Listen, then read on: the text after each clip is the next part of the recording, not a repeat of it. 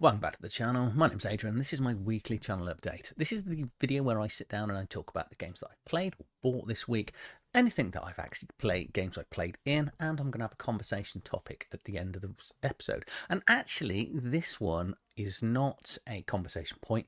This is actually the best thing that I've seen happen in my local town for ages, other than the medieval festival and fairs that we have. And I went to it this morning, and I think it's going to be good. So I'm going to talk about that. And it's a place where you can come if you're local to Evesham and play, have games with me and some of the other friends and people like that. So yeah, it was actually really exciting. We just need to sort of now plan the games. But as ever with all these videos, I'm just going to start with what I've played this week. So 3 games were played this week. On Sunday, I played Cosmere, which utterly blew me away. We did play during the Kickstarter campaign. There was an adventure that ran alongside it, like the quick start rules, I think they call them. And I remembered sort of enjoying it, but I couldn't remember much about it other than it was a D20 system. And I'm in a campaign now, so it's nice. I'm sitting back just as a player. I don't really know much about the world. I've never read any of the books. I want to say Sandy Peterson, but I'm not sure if that's the correct person for it. I'm sure someone will let me know down in the comments, but there's loads to read for it. But it's D20 system. The initiative's really good. I like the fact you get, I think it's 2 actions, and you can go first, or you can do a slow action and have 3 actions. It's a really good idea. And I don't know, it's a D20, which, I've done a lot of 5e. I've played a lot of Shadowdark, so it seems very familiar, but it still feels fresh and interesting because you've got actions per turn, a bit like Pathfinder, without, as it feels, the complication and the bloat of all the feats and stuff. Maybe this will come on and it'll get a little bit more complicated as we go up levels. I don't know. Say at the moment, well, I've played it once and I thoroughly enjoyed it, and I'm playing it again tonight, so we're back to it tonight.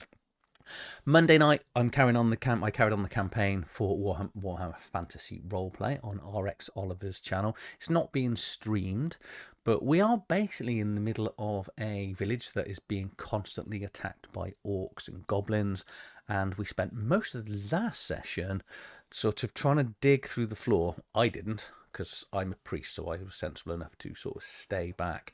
And we've discovered a corrupted house, and we're kind of, well, the rest of the party is, but I don't. I'm not into getting corruptions and mutations, so they're kind of dealing with that. And then on Friday, which is up on the Dungeon and Dyslexia Tabletop Tales channel, we played Fenris 77's my current favourite campaign setting for Shadowdark, which is Shadows of Empire. Go and watch it. It's basically Warhammer Fantasy Roleplay rules light, because it's effectively done in a way so as not to get sued by Games Workshop or Cubicle 7, but it is, in essence, it's basically Warhammer Fantasy Roleplaying using Shadowdark rules. It's really good fun. And we got halfway through I think it's Blood in the Water, the actual adventure. There's a link to it. You can go and buy it through the link if you want to. It became available for sale sort of the day after we did the adventure live. Okay, what's arrived this week? There's a lot arrived this week, but I'm only going to show you a few of them, and the reason for that will become obvious once we get to the end. But the first one has been nicely sent to me by Van, who sent me Xenosalvage, which is, I've already recorded the review for this, so this will be coming out over the next week or so, and it's a 50-page campaign setting for Dark Space, which is a absolutely brilliant sci-fi setting using the Shadowdark rules. And this basically, in essence, is aliens have come down to Earth. They take over Earth. We have a 100-year battle, kick their butts, throw them back off the planet. We're fully aware that they're going to come back after we've destroyed their stargates. They'll be coming at some stage.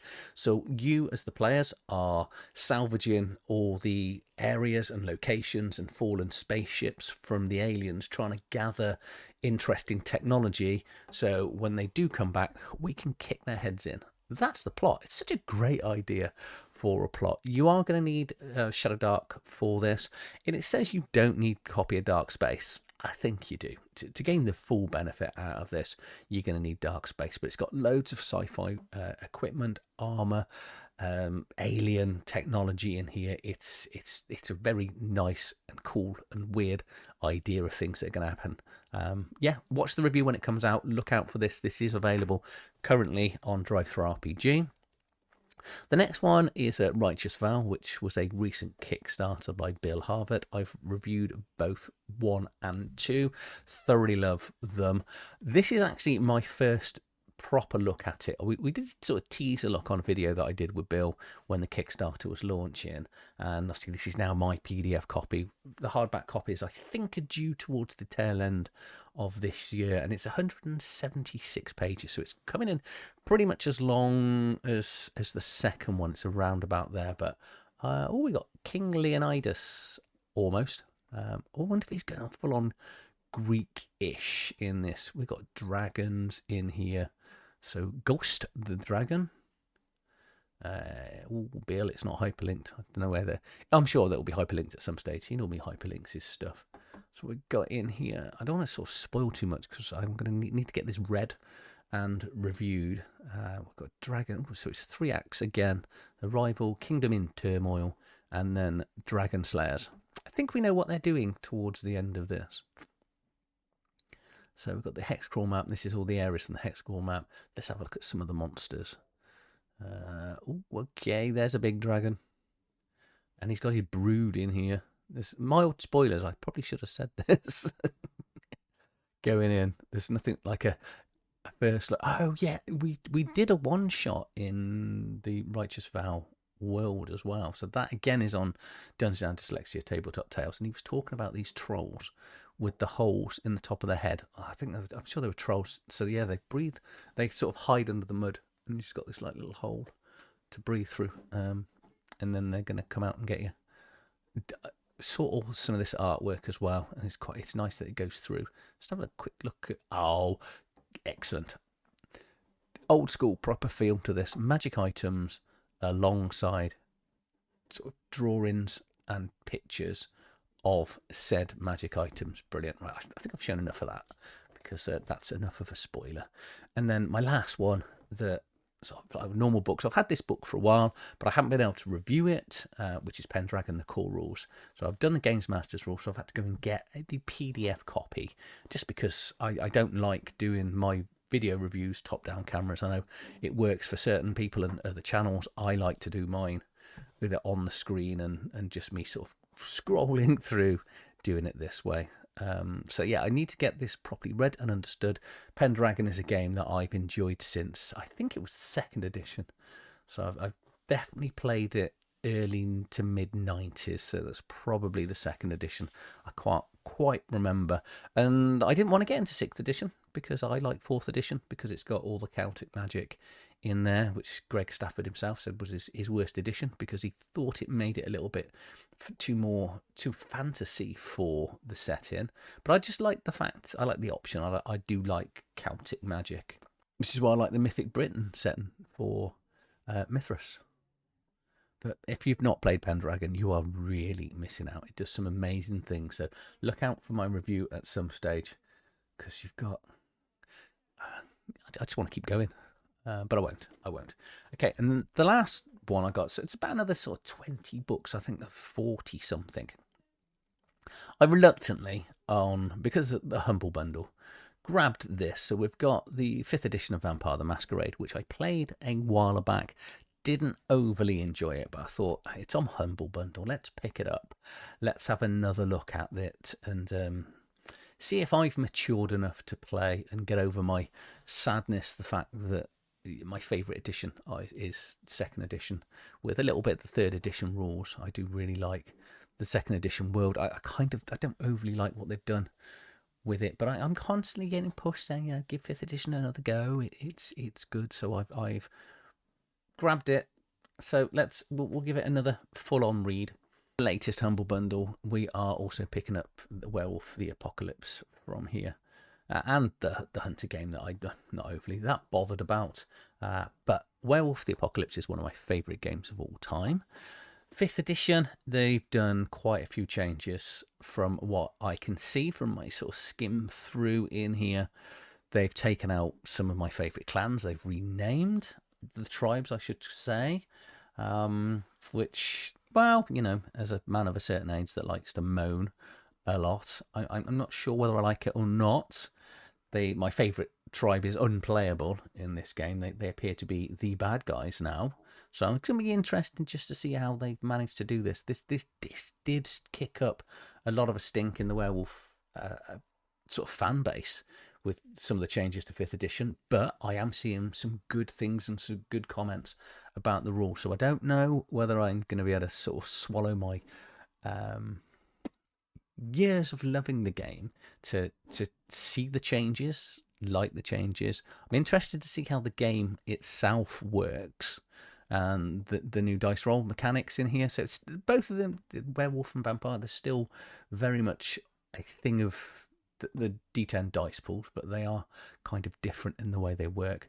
The art style of this I do like. I do think it looks really good. It's a lot nicer than this, the vampire bit. So the art that they use in here, but what I don't like about the vampire, sorry to jump in between these books, is this: I don't like the photograph sort of art, sort of look that it's got. It's just a me thing. I like art. I don't not over. See, this is really nice. But there's loads of the chapters, and here's like they just all looks like photographs. I generally don't know whether they all are, but you know, this is definitely a photo. I just don't know. That's nice, but Werewolf doesn't seem to be having that issue with photographs. They seem to have maybe learned from it. I don't know whether the feedback was a little bit negative, but it does look nice. But do I just need to accept and move on the fact that, you know, the world is moving on, and just at least be happy that the game that I once knew and loved has come back? I generally don't know. I've got a load of vampire and werewolf stuff here that if I was going to play it, I think I'll go back. But humble bundles are always amazing value, so I've got it. Let's see how I get on, and maybe put cameras on and review them if I like them. I'm not sure I want to spend time just sitting and moaning about something that I don't like. Okay, so let's just get into the conversation point. So today was really good, actually. I popped out this morning. I'm not a massive fan of leaving the house. I quite like since COVID, I've quite liked my staying in a lot. I think we all changed a little bit with I like to kind of think it was like a few months, but I have to be constantly reminded it was almost a year and a half here in this country that we were kind of trapped inside our house. And I kind of got into that mindset of not needing to leave. So I'm not over the most confident of being outside of my house much, other than walking the dogs. You know, I like walking the dogs, and I play face to face with the same group. And a few of us on the Discord, we've talked about, you know, it'd be nice to actually get together physically and be able to play. But my local town, we don't have a friendly game store. We don't have, you know, it's quite a small town. But on Facebook, this popped up yesterday, which was the Evesham Barons Tabletop Gaming Society. So I'm basically going to dedicate the rest of this episode to this, and this is it's tabletop gaming. So it's going to be so I went there today, and there was just 3 of us at 10 o'clock this morning, and I was like, okay, this is going to be interesting. So it's tabletop gaming, TTRPGs, maybe there might be some, you know, Magic the Gathering, things like that. It's going to be played there. And as the time went on, a load of board gamers turned up. They bought their own board games. There was 2 big tables set up with board games. In the corner, a wargamer turned up with a stack of minis, and then some other people came and they were all there. And it looks like it's going to be an absolutely amazing thing. It's going to take place, well, it's this Sunday and next Sunday, definitely between 10 till 4. What I want to do is obviously help promote this.